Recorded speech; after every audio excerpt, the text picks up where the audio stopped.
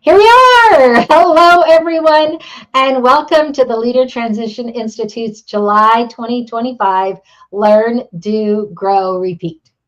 My name is Annie Brock. I'm a former Army paratrooper, legal clerk, and medevac helicopter pilot, and I'm an Air Force spouse. My passion topics are mindset, communication, and leadership. And by the way, I'm also LTI's president and CEO. I am so glad you've joined us because we're about to dive into something that can transform the way you work, lead, and collaborate. Not by changing who you are, but by understanding how you're wired to work best. This is something that I'm really excited and I just know this much about it and I need to know this much about it. So I'm really excited. If you've ever felt drained by certain tasks or lit up by others, you're not alone. And that's exactly where today's topic comes in, the working genius. We're joined by the amazing Monique Minnick. Monique served in the Air Force for over 30 years, and she brings both wisdom and tremendous learned experience and lived experience, rather, to the table. Monique has a deep commitment to developing other people. She spent years helping individuals and teams uncover their strengths and get unstuck. And she's here today to guide us through the 6 types of working genius, help us identify where we thrive, and offer practical ways to align our work with how we're naturally wired. So whether you're leading a team or just trying to survive the week, this conversation will give you insight and tools you can apply immediately. So please join me in welcoming our guest and guide for today's session, Monique Minnick. Awesome. Thank you, Annie, for that warm introduction and for this opportunity. You know, I love I'm talking glad about you're this here. stuff. Thank You and I you. spend hours talking about this stuff. So let's talk about it. So leading ourselves well means that we've got to know ourselves, right? And several weeks ago, I had the pleasure of speaking at the nonprofit summit that LTI hosted, and I was able to share a bit about my leadership journey.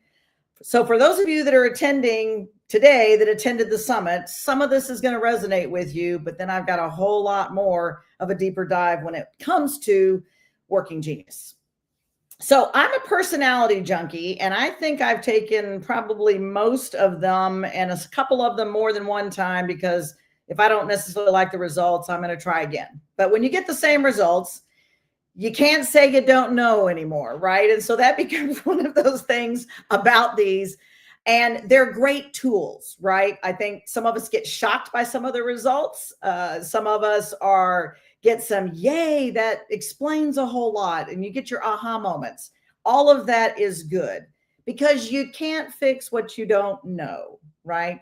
And so part of my own leadership journey is helping to lead myself well. And I am a high D communicator, and I'll talk about that in just a minute. And so and interestingly enough, I thought over the years, and as I've learned some of these things, I've softened that you're intimidating kind of first impression.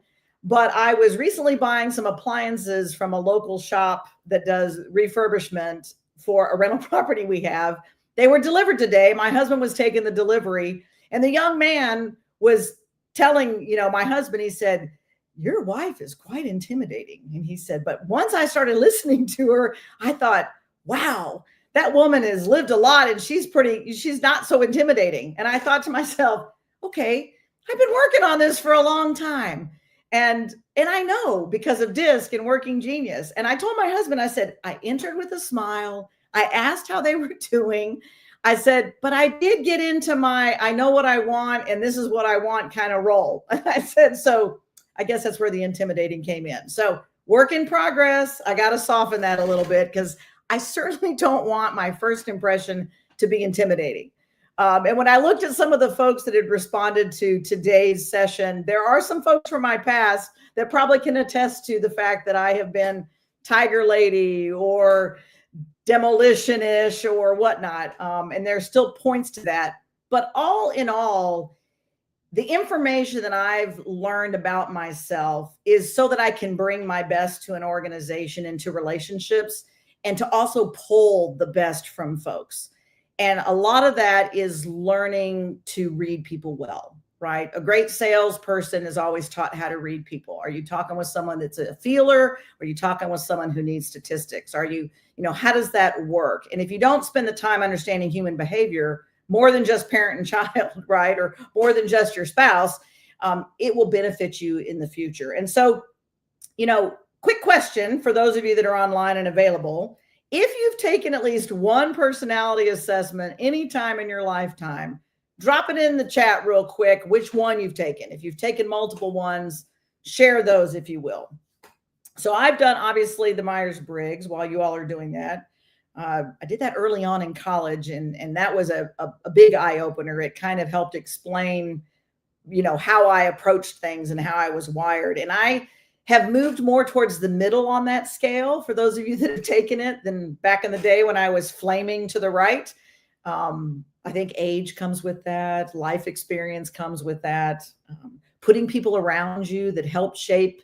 My mom calls it holy sandpaper, that rub off the rough edges and be willing to share with you. Because as a D-style communicator, I need information direct. I don't need you to beat around the bush about it. I've done the Enneagram, which I find fascinating, and it continues to be very congruent with my ESTJ results. Clifton Strengths, obviously, is one that's very powerful out there. And DISC and Working Genius really have been the two that have been the most profound in my life. And so I talked a little bit about DISC in the Nonprofit Summit, and then Annie invited me back to talk about how Working Genius has affected my life.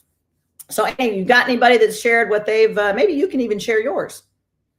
What have you taken in the past? What have you taken? So I'll share mine. I put a special message in the chat on LinkedIn. I'm monitoring, when I look to the left, I'm monitoring Facebook and LinkedIn, the feeds there. And we do have people on, even though, we have one that shows up there, but we have more than one. So I've taken the MBTI, I've done the Enneagram. I can't remember what the Enneagram was. I thought that one was really weird. Done DISC, of course. And I am an INTJ. Okay. At least I was. It's been a really long time. That's what I was. And so in the DISC, I'm an ID, which shouldn't surprise anybody who knows anything about DISC. So yeah. Yeah. So, the beauty of Myers-Briggs. We do have one person. So we do have one person who said they've done, and this is interesting, that they said they've done the Myers-Briggs a while ago. They've done DISC, and they are also a D-style communicator. So we have yeah. So, with Enneagram, which is, you're right, is an interesting report. And I've got to spend some more time diving into it. I do have a friend that actually teaches a lot from it, but I roll out as an 8, which is a challenger, and then what they call a wing to a reformer. So it's all about change for me. And as a high B, I like change. Let's change, right? It's just got to be for the right reasons, not just because, right? Right. So Myers-Briggs, I'm an ESTJ, and interesting, my husband, and I'm a firstborn, and my husband's a firstborn, but he's totally an INFP. So it's very interesting. Now, he's a math major. He works in sales.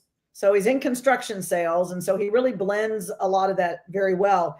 On the DISC, I'm a DIC. So you and I are nice, complementary, and I have enough C. I have enough of my OCD-ness to pull my C in, but I'm married to a CS, which comes in somewhat handy, but it also brings up some very interesting perspectives when we're moving furniture or folding towels for the closet. We each have our own way of doing it, and we have to give and take on that, on who's going to take lead when it comes to that, right? And then be supportive of the other.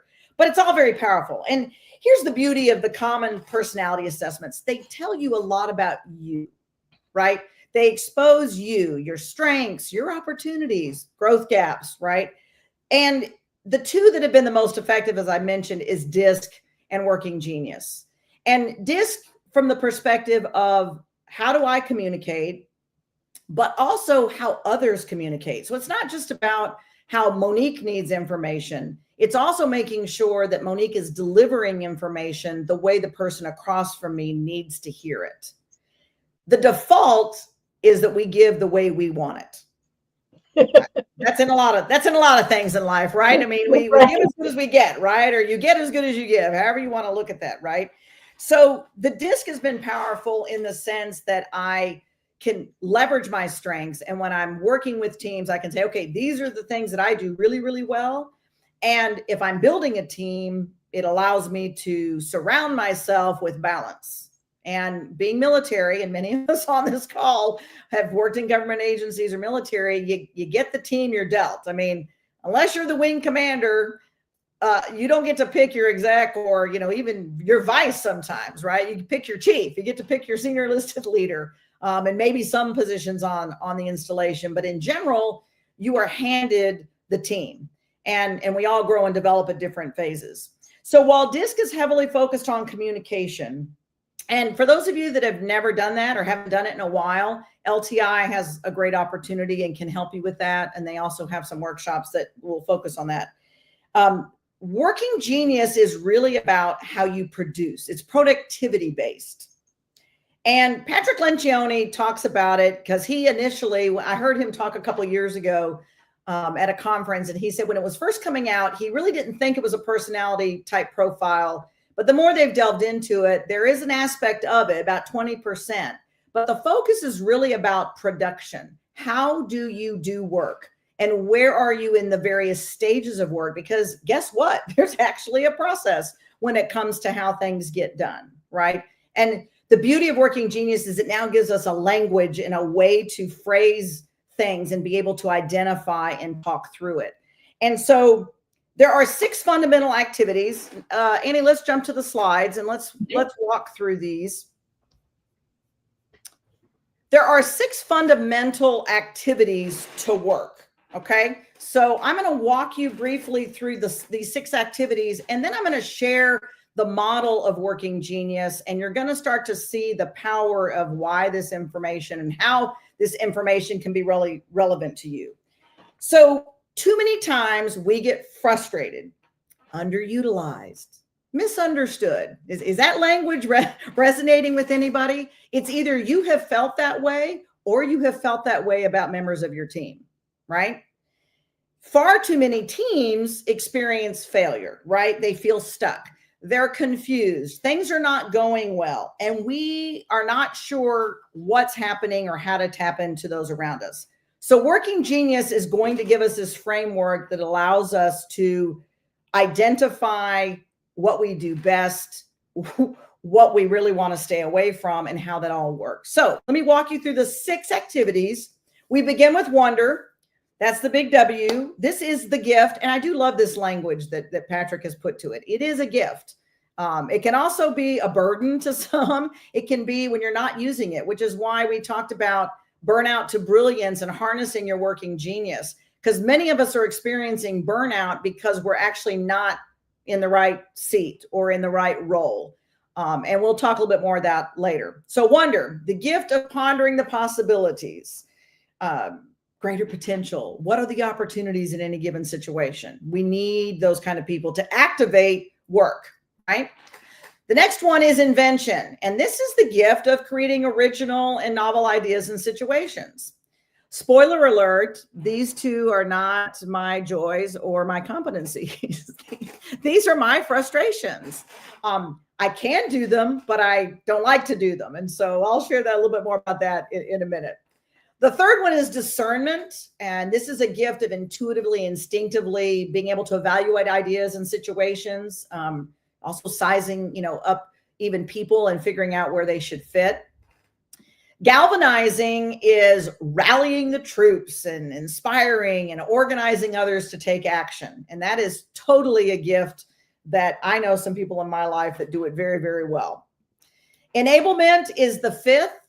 This word usually carries a very negative connotation in our society, right? Enabling behavior typically tends to be the parent who's, not parenting correctly, or, we've got family members that have bad habits or bad behaviors and we're still supporting them in certain ways. So in Working Genius, it is about enabling, but it's also about the encouragement and assistance. So it's about flipping that script and about moving things forward, not keeping people where they are. So there is 2 different sides to enablement.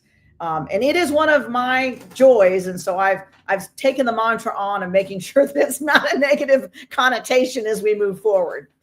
And then last but not least, and certainly what we all need in our life, or someone in our life, is someone with the gift of tenacity. And this is about pushing projects and tasks to completion, someone tracking that, right? On the DISC perspective, this is like your high C communicator that likes the checklists and likes the process. And you need to have that, that person in your life. So the working genius model takes these 6 activities, and then there are, and we have 2, and the way it's broken down is that there's 2 of them that are your joys, there's 2 of them that are your competencies, and there's 2 of them that are your working frustration. And I spoiled alerted already. My frustrations actually are wonder and invention. My joys happen to be discernment and enablement, and they kind of flip back and forth. And my competencies are galvanizing and tenacity. Now, again, we're not going to box people into saying you can't do any of these. We can. The point of the model is spend the most time in your joy and competency and try to stay the least amount of time in your frustrations. And so some of you, just based on the wording that I've given you, these words with some definitions, where should you spend the most time, right? Joy, competency. Obviously, the word frustration means let's move that to the side and let's push that down. And some of you may, in listening to this call and whatnot, if you're very frustrated at work, if you're not being fulfilled, if you don't feel like you're bringing the impact or making the impact that you think you should, this would definitely be an assessment and a topic that you should spend some time in. And I'll give you some resources at the end, and there'll be some other opportunities. You know, and I will tell you, I hope everybody, when you give them the link to go do an assessment for themselves, I hope they do it, because it's very interesting to me, because, you know, my personality style is ID, which means I tend to move very fast. And one of my 2 working frustrations is tenacity. Oh, yeah. Which ties right in. So they tie right into each other. Yeah, they really do. And honestly, the more that I have, DISC was my first real awakening, and then Working Genius, which has only been out for a couple of years, really marrying those together, both personally and then even professionally, has been, I mean, a wowzer. I mean, and the more that I spend time in it and the more that I take the information and put it into action, it just solves a multitude of issues, right? It solves a multitude of issues. Yep. Passion is important. And, you know, I've been guilty of saying this all the time. We hear the phrase, work in your passion and you will never feel like you're working. Having understood Working Genius, it's really, yes, my passion's important, but it's also about working in the joy of the activity of work.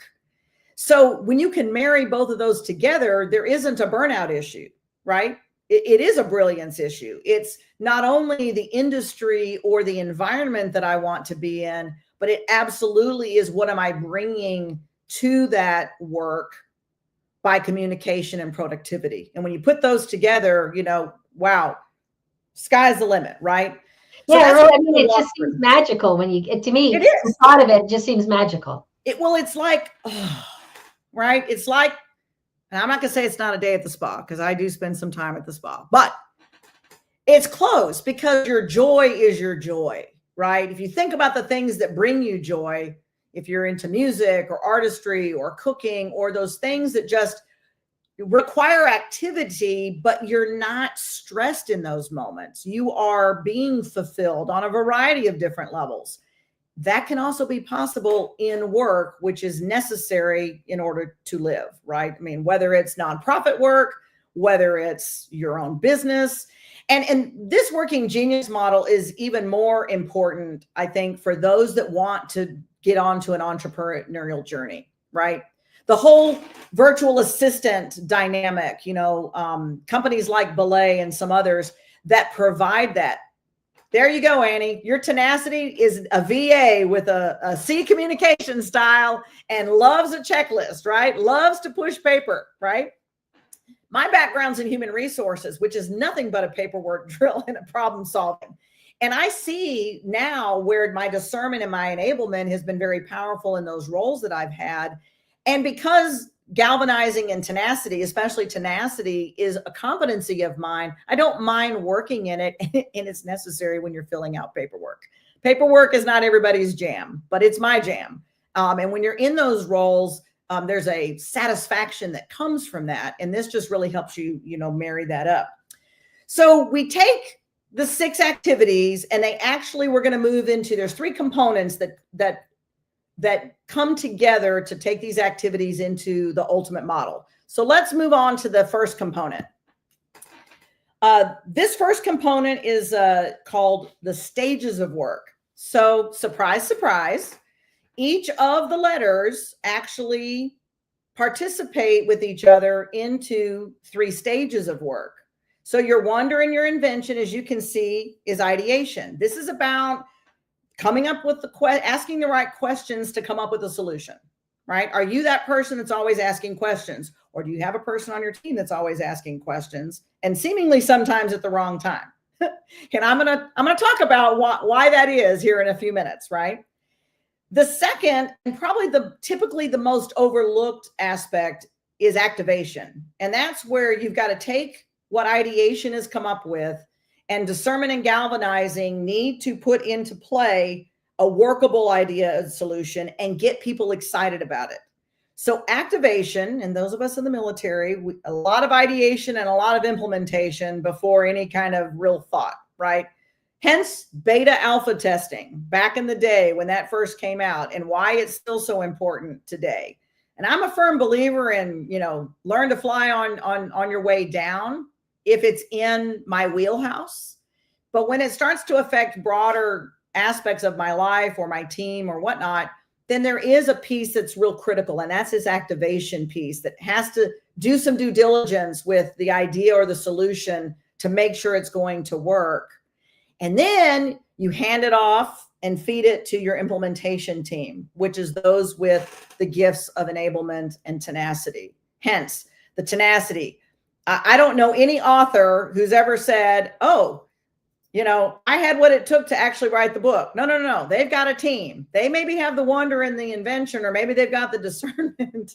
And even Patrick Lencioni talks about the fact he's written a lot of books, but it's not without the tenacious person on his team giving him a schedule, holding him to the schedule, bringing the accountability to make sure those deadlines get met.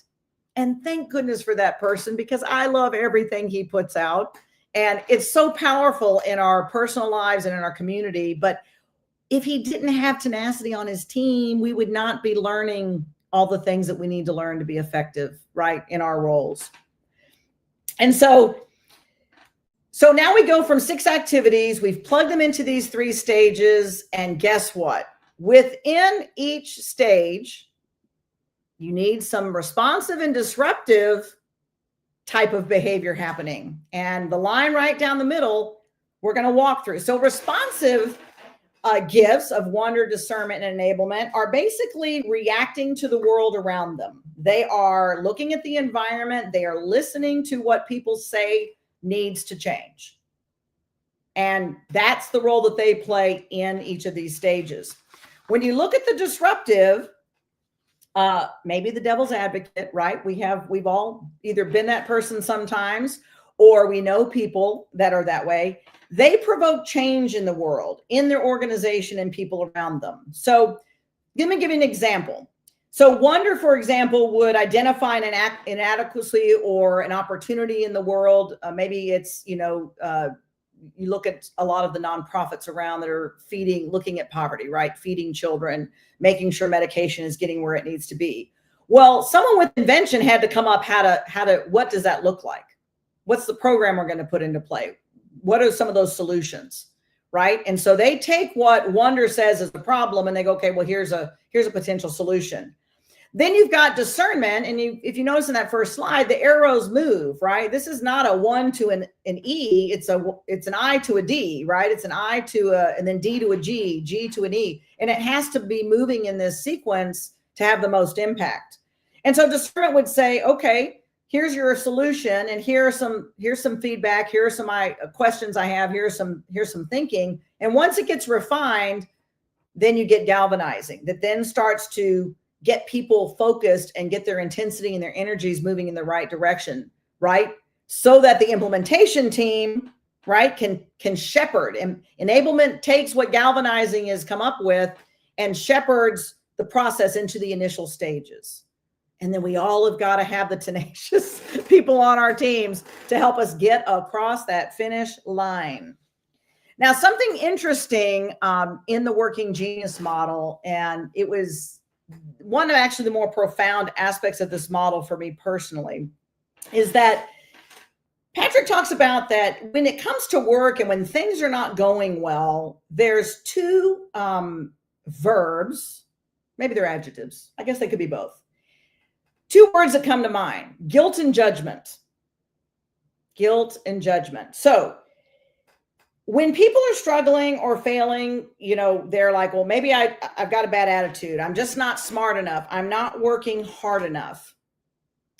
And what Working Genius really exposes is that it's really should not be about guilt, but a better word is, are you aligned in the right seat, doing the right work? Because when you're not, the internalization that we bring to ourselves is guilt, because something is just not right, right?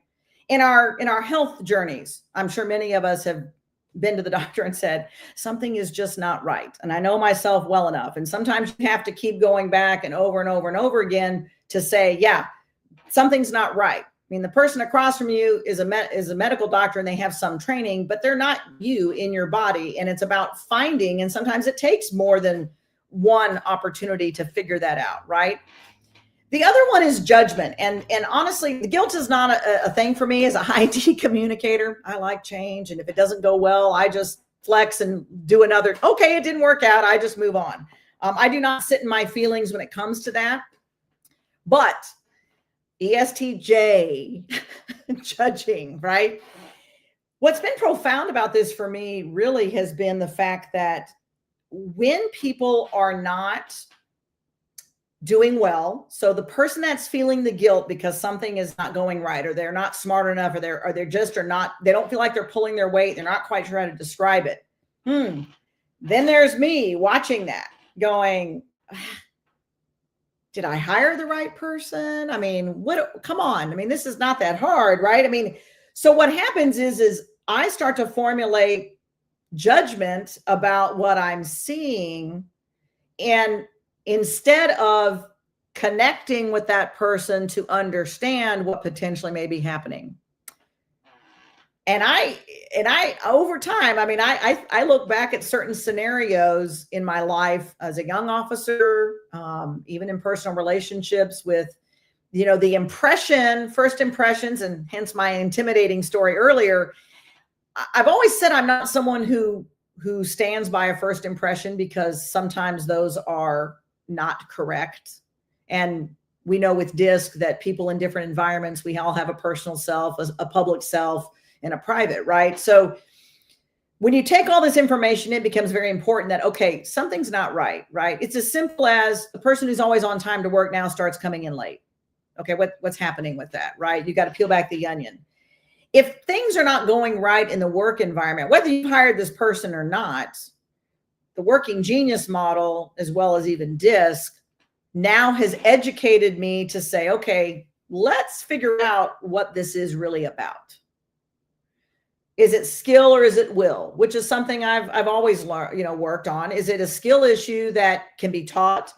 Is it already been taught and they're just not performing? Because that becomes a competency problem. And that becomes a choice, right? If you know what to do, but you don't. I mean, that's my mother in my head, right? Saying, you know how to do that. Why haven't you done it, right? But what happens is we want to remove the guilt and judgment, because it's less about that and it's more about, am I having this person who is a galvanizer? Am I asking them to create things? Am I asking them to design something new? is an enablement person who's supposed to be able to take and come alongside, also being asked to either invent or wonder. And I've worked in some nonprofits. I was sharing with Annie earlier that, you know, on some of these smaller boards where it's a working board and there's 6 of you and there's work that has to be done and there's development, funding, and how do you get creative with fundraising, right? And things like that. And so I've had to bring my wonder in my invention, and it was okay. And here's the thing, it certainly wasn't at the level that I'm used to producing. And so I would quickly try to find other partners or where I could bring somebody on board that could take that mantle, because I'm for sure about enabling, and I can galvanize and I can execute and plan events, right? So when you know yourself well enough, it helps with the conversation. And I love one of the examples that Patrick shares in one of his training videos is, you know, a person wrote in and said, I knew I was going to have a tough evaluation with my boss, and I was anticipating losing my job, and I stumbled upon Working Genius, and I took the assessment, and I'll share a little bit about how you can do that as well. And as soon as I saw the results, I was able to enter into that conversation with my boss to say, I'm not in the right role in this organization, and if there's room for me, boom, this is what I can bring, and here's why. And the language was there, and the boss looked at what was written. He goes, you're absolutely right. So it ended up not being a release of that person. It was a realignment of that person into a space that had a gap in the organization anyway. And that was the win-win, right? But we can't just hope we run into this kind of great information. we need to be evangelizing this information, right? And so the power of that is that you want to remove the guilt and judgment, both personally and the way that you view people. And then the third component of this is there's an altitude when it comes to the geniuses. And I know most of us have probably flown on planes, and most of us have probably experienced a quick drop in elevation and altitude, and that all the fun that brings with that too. But here's the thing. When you look at this chart, and many of you just thinking back, when you've heard the phrases, oh, we need to go back to the drawing board, or what else haven't we considered in something that really is in either activation or already in implementation mode, well, guess what? And this is like a whole nother workshop on another day. But what I want to give to you is each of these geniuses operate at a certain foot level. If you're ready to implement, then you need to have the implementers in the meeting. There needs to not be any wonder or invention type people in those meetings, right? And this is the power of the teamwork when you identify how your team is working. So there's just a wet your whistle, if you will, moving forward. How many of you invited to a meeting that you didn't know what it was about? Right? One of the things I did as a takeaway from DISC as well was knowing that I was typically 3% of the population, and that 86% of the people working for me were an S or a C that need to understand what's happening and want advance notice. I became a very big agenda. Here's what we're talking about. Here's the expectation. Bring it. That way there's more conversation at the table than silence. Well, this is no different when it comes to activity of work. We need to change something and implement something. So here goes the pendulum swinging all the way to the right or the left without any of the steps in front of it. And it causes chaos. And there's only certain communication styles that can manage the chaos. And it doesn't mean it's going to go well, and it doesn't mean that it's going to be successful. It means that you're putting your people in strange and complicated situations unnecessarily, right?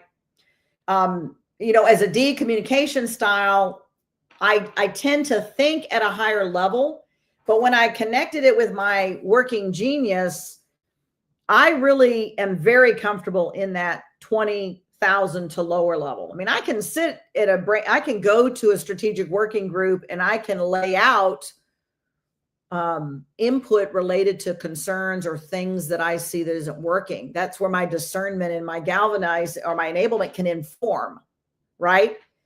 But this is my sweet spot, is really in activation and implementation. And so even as an entrepreneur in my own journey, coming up with branding and all that stuff, I hired people to do that, right? I tapped into my network of people that know how to do that, because here's my idea. But in the nonprofit summit, I shared the fact that my creativity extends to buying beautiful food at Costco and Sam's and then loading it onto my beautiful platters in some kind of arrangement. I don't make it or bake it. I mean, I can, but if I don't have to, or even better, I hire a caterer that can do it all, right? So this is the power of putting it all together. So how does this look in the model, right? We take and understand our joys, which is going to require you to take an assessment. And there is a way for you to do that. And you don't have to wait on anybody. You can just take it. The report is very thorough. Patrick Lencioni and his team, that's the beauty of why he's such a great communicator. There's no time to waste on this, right?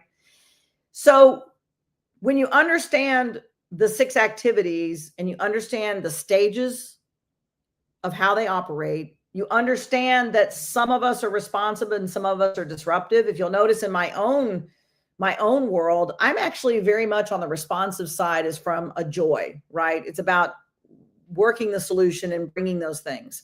I can implement, and I do, because the bottom half of this chart is where I thrive. And it helps me when I'm saying yes to positions, whether it's nonprofit or looking for work. So that's a whole nother dynamic that this comes into play. And I think Patrick just recently put out like a student one to help identify, just like with DISC, where can your strengths be utilized and where should you be working? What industries or what type of roles should you be considering to move into, right? And then you monitor the altitude. So when you have a team, if you're a CEO, a CFO, a team lead, whatever, and in your activities, you now have a consciousness to be careful that you don't go back to the drawing board unnecessarily. It may just need to be a conversation back with invention, or maybe it's a conversation with discernment and galvanizing, because the solution is fine, but it's maybe the way it's being rolled out, right? So there's a lot of goodness here. There's a lot of goodness here. And I love, I loved DISC. I really love Working Genius. I really love Working Genius. And marrying the two of them just becomes an unbelievable toolbox for both individuals and organizations. So what's next? Well, guess what? There's a book and it's fabulous. And there's a podcast. There's like 90 some odd episodes, if not more, where Patrick talks with his team and has guests of the folks that put this together. And then you can take the assessment and you go to workinggenius.com and all of that information is there. And I would encourage you, if you haven't done the assessment, go do the assessment. And guess what? LTI is probably going to have a workshop on this in the future. So we'll be able to pull this in to do a deeper dive on not only yourself, but here's how it plays out. Think about teams, right? We talk about the right person in the right seat. 27 years of HR, battling the system on making sure that we were looking at best positions for people by just looking at what they had done, not even taking into account their communication strengths or whatnot. And that's why some people, do very well. And then other people, some industries kind of eat their young, so to speak. So when you harness the power of this working genius, right, there's certain people that need to be at certain meetings. As I mentioned earlier, you don't need wonder and invention in a tenacity implementation discussion meeting, right? And not everybody, just because they're on the leadership team, doesn't mean they need to be in the meetings either. Who needs to be in the meetings, right? My last job before I retired at the Air Staff, which was my 16th year of Pentagon tours. Some people never go, and I ended up going 3 times.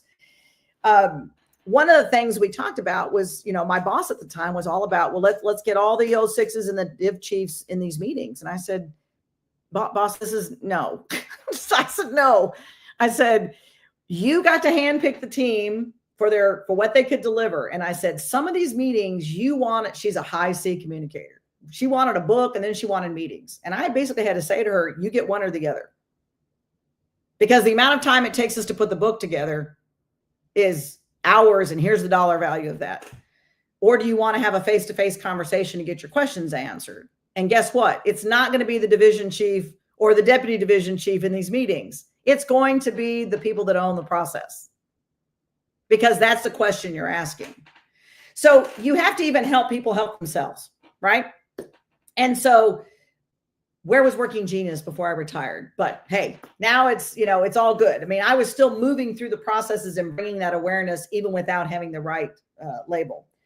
But I so love talking about this, and I could continue to talk about it. But if there's anybody around that is on the line that might have some questions or want to put it in the chat or come off of, I don't know, can they come off of their? No, they gotta put it in the chat? Unfortunately, with this format, they can't show themselves, but they can put their questions into the chat, and I hope they do. Teresa Bodnar said she lost sound and she's not sure if anyone else has. I hope not. If I find when I go back afterwards and look at it that somehow the videos that are up don't have sound, I will download the video and make sure it goes up there. Because one of the things that I have thought about is I always send the link out for these in our newsletter at the beginning. I am not waiting. It's not going to go out to our whole list. They'll get it in the newsletter, but I'm going to repost this so that people get the recording, because I think that just like everybody needs to do disc, everybody needs to do this.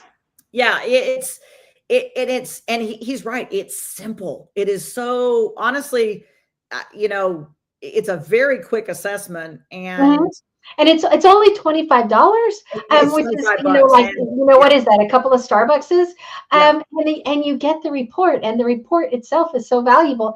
And what I just is, as you've explained this here, I'm right in the middle. My Working Genius is enablement and invention, and my frustrations are wonder and tenacity. I'm those middle. You're in the middle. So it's the beginning and the end. You want to be able to, right. That's powerful, right? But yet you as a nonprofit CEO, when you designed and were thinking this, maybe you were more in your invention, but you saw a need. You saw a need in the community to design it, right? Right. But it wasn't original. See, I was at a personal development weekend led by Paul Martinelli that was in this exact same format that Changing Focus is. And so it follows somebody else's format. I don't consider myself an original creator. I'm the kind of person that can take 16 things and create something new out of that. Yeah. So that's where I totally get that I'm not the wonder person, but I think I am the invention person. Yeah, I'm always pieces and put them together. Exactly. And I'm always, I mean, I love art, right? And even music, right? And I marvel at the fact that artists and musicians pick things out of thin air in their mind, whatever it is, to make these beautiful experiences. And, I'm happy to be a contributor to purchasing those things so I can enjoy the lovely. But I am not that. I've contemplated jumping in on the paint on Fridays, and I'm like, but is it really going to turn out like the picture? Because I almost need the color by numbers. I was all about color by numbers, right? I was all about, 6 is black. Perfect. I don't have to think about the color, right? It's right. Because I'm like you, I can see a good idea and I can run with it or change it or adjust it or whatnot. But I also don't want to live in it. So, from a Working Genius perspective, I can come alongside, and discernment and enablement kind of help continue the development of what's been handed off. Right. But to start from the beginning per se, can be done. I just don't need to spend a lot of time in it there. I don't want to be I think you're like me. It's not our jam to do No, that it's part not. of it. It's not our jam. And the beauty of this too, as I mentioned from the judgment piece, just brought a whole different perspective. I don't, my husband's always cautioned me. He said, you're a unique person, and each of us are in our own way. He said, but the way that you work and the expectation you have for yourself is high. And he said, and it's extraordinary in the sense that can't be the standard for everybody. Mm-hmm. And so the judgment piece became very relevant, that it's not someone necessarily trying not to do the right thing, right? Or not to be effective in the workspace. It's about, are they leveraging their strengths? Am I even getting to know them well enough to understand what those look like? And I can see what doesn't work very quickly. And I want to kind of, move them on if they're not happening. I mean, again, in that last job, there was, bless his heart, there was a master sergeant who was a former tech trainer, very good at what he did, but by longevity and in an organization had risen to a certain rank level, working in the DC area, organization gets shut down and he gets moved into our strategic planning shop. Talk about a tenacity person being asked to do wonder. Right. And he was miserable. And I could tell, and it was affecting, and people had a very negative impression of him. I too had an initially a very negative impression of him till I got to know him and then understood. Had I had working genius back in, 2014, I would have, helped him move along a lot faster, but I eventually did get him plugged in because I have always been about helping people find the right place that's going to let them thrive. And I'm not offended by someone wanting to leave an organization.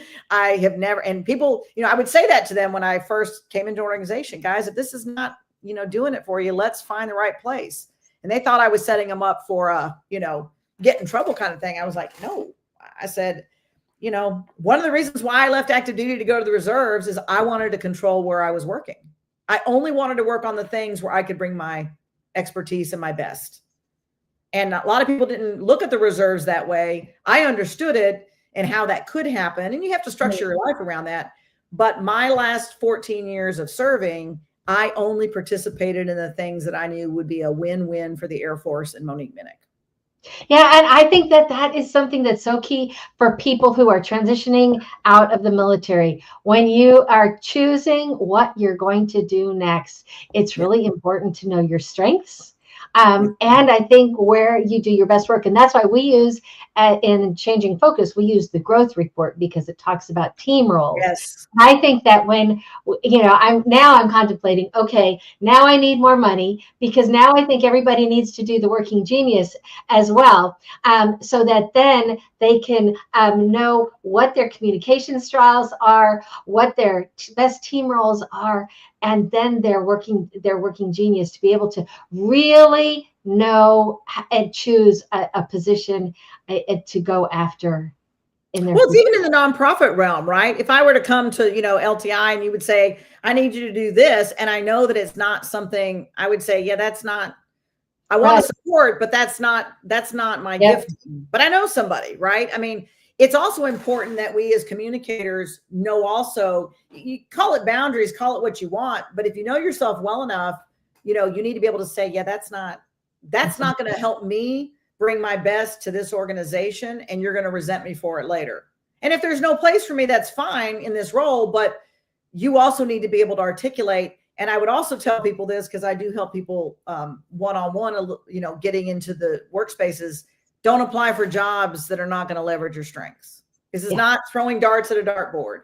Be intentional, be poignant, go seek and search for the things that you want to do, leveraging your strengths. There's no reason to apply for anything otherwise. And make sure you're interviewing that organization, that what they've posted is actually what you're going to be doing. Right. I think some of us have probably already been on that end of it too, is they go, oh, we have a hole here. Yeah, that's not what I applied for. Right. So, yeah. Well, so good. I will tell you, I'm really energized. I have some whole new thoughts going on now, because that's my other genius is, besides I'm an inventor and I'm an enabler. And now I got some things going on, Monique. I hear you. I hear you. So this has been insightful. It's been energizing. Monique, thank you so much for guiding us through this working genius model with clarity, humor, and real life application. 3 keys that I think are so important.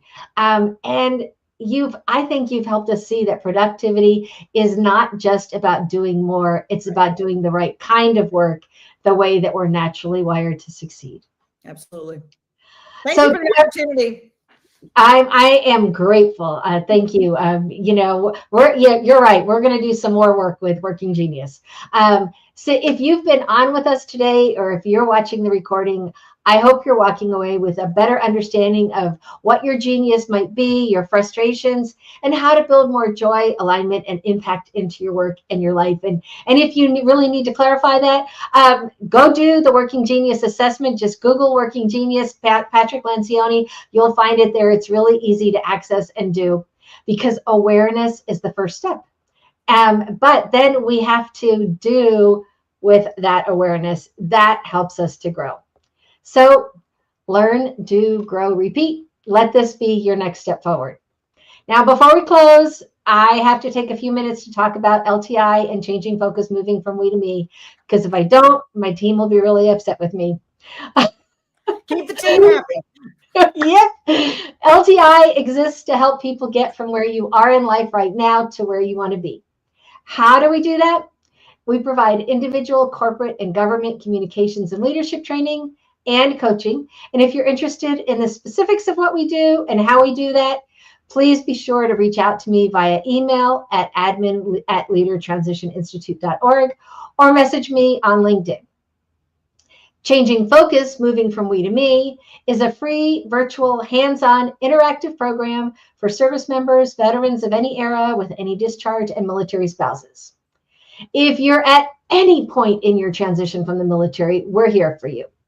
We encourage people to participate 2 years prior to leaving the military, but joining a cohort at any time after that point is better than not participating at all.